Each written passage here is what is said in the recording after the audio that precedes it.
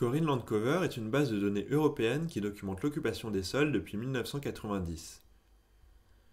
Décrivant des unités homogènes de 25 hectares ou plus, ces données ont été acquises par interprétation d'images satellites. Ce procédé, répété à intervalles réguliers, permet de percevoir l'évolution de grandes entités paysagères à travers le temps. La précision de cet outil est limitée et demande à être complétée par des données d'occupation du sol plus précises et un travail de terrain. Néanmoins, utilisé à une échelle large, il permet d'identifier rapidement les grandes mutations des paysages avant d'amorcer des analyses approfondies. L'outil Corinne Landcover, une fois adapté aux caractéristiques propres aux grands sites de France du cirque de Navacelles, permet donc de mettre en évidence les grandes tendances et enjeux du territoire. 5 cartes sont à ce jour disponibles, correspondantes à différentes années: 1990, 2000, 2006, 2012 et 2018. Afin de dresser un premier bilan des évolutions paysagères du grand site, les données ont été traitées et analysées selon 3 thématiques: la fermeture des milieux, les espaces cultivés et l'urbanisation.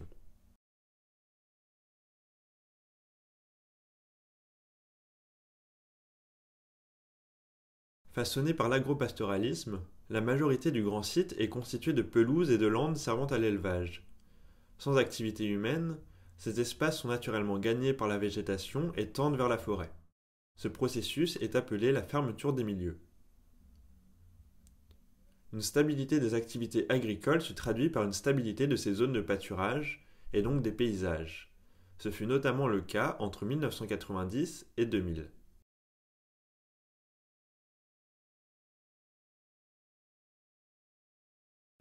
Enjeu majeur sur le grand site, les milieux ouverts font également l'objet de politiques spécifiques. Dès la fin des années 90, des programmes d'ouverture des milieux permettent de soutenir les agriculteurs dans le maintien des espaces de pelouse et de landes. Ces programmes s'intensifient durant la décennie suivante, aidant à maintenir ouvertes des parcelles en mutation.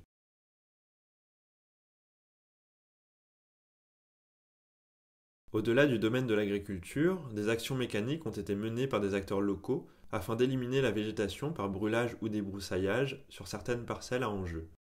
Ce fut par exemple le cas au niveau des belvédères de Blandas ou encore sur la commune de Vissec.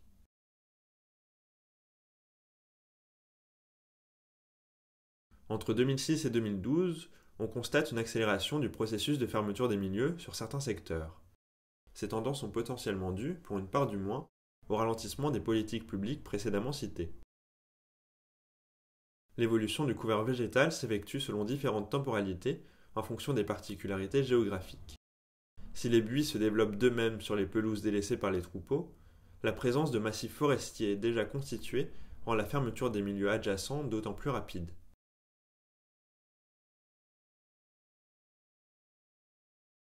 Entre 2012 et 2018, la situation apparaît comme étant relativement stable. Cette préservation des milieux ouverts était l'un des objectifs du label du Grand Site de France du cirque de Navacelles.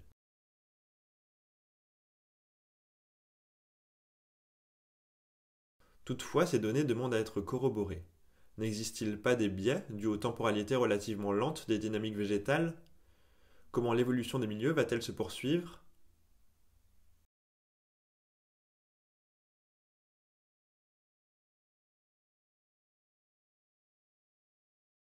Certaines parcelles du territoire sont cultivées par les agriculteurs.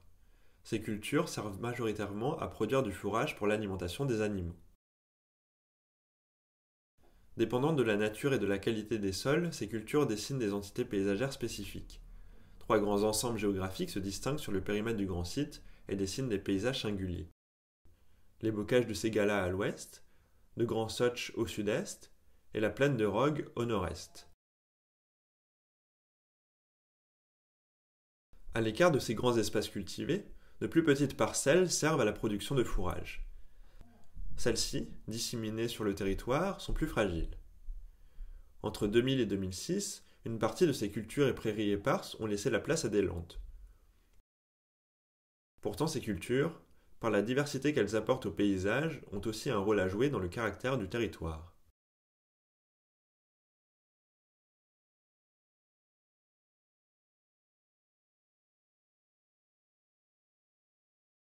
Dépendant des pratiques et des nécessités agricoles, le statut des parcelles peut osciller d'une année à l'autre entre culture, prairies et landes. Au même titre que les espaces de pâturage, les terres cultivées bloquent la progression des massifs forestiers en tenant les limites. Là encore, le travail de l'agriculteur est à la genèse des paysages et de leurs contrastes.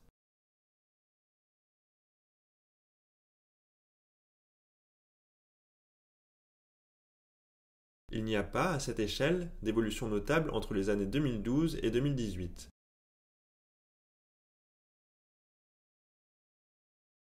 Mais ces pratiques agricoles spécifiques qui ont façonné les paysages du grand site n'ont-elles pas connu de modifications ces dernières années?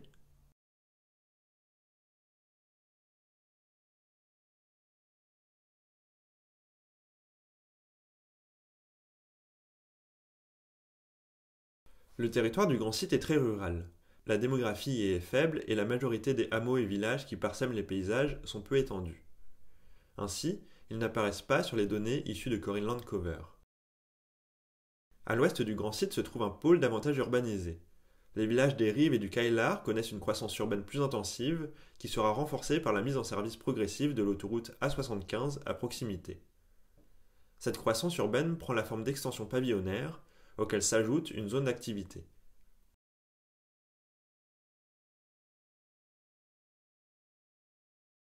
Sur la période allant de 2000 à 2006, l'extension des espaces bâtis est très faible rapportée à la superficie du grand site. Mais malgré cette relative stabilité, de nouvelles constructions apparaissent sur le territoire. Des terrains agricoles deviennent constructibles et accueillent des pavillons et des hangars. En parallèle, certaines entrées de hameaux et de villages connaissent des extensions urbaines sous forme d'habitat résidentiel.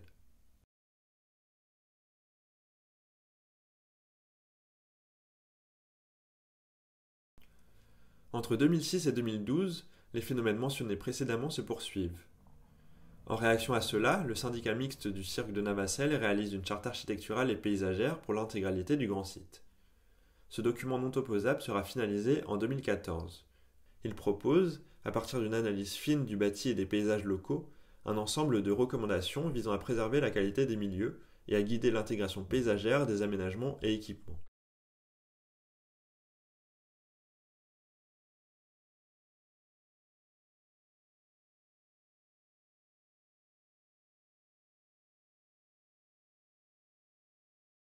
Durant la période suivante, la carrière de Pierre de Mondardier, qui fait l'objet d'un projet d'extension, apparaît sur les cartes Corinland Cover.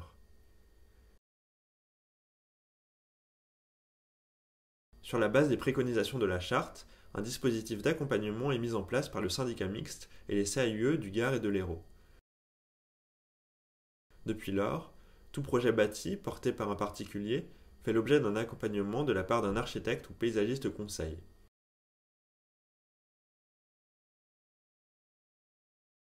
Les aménagements publics font eux aussi l'objet d'un suivi en matière de qualité architecturale et paysagère.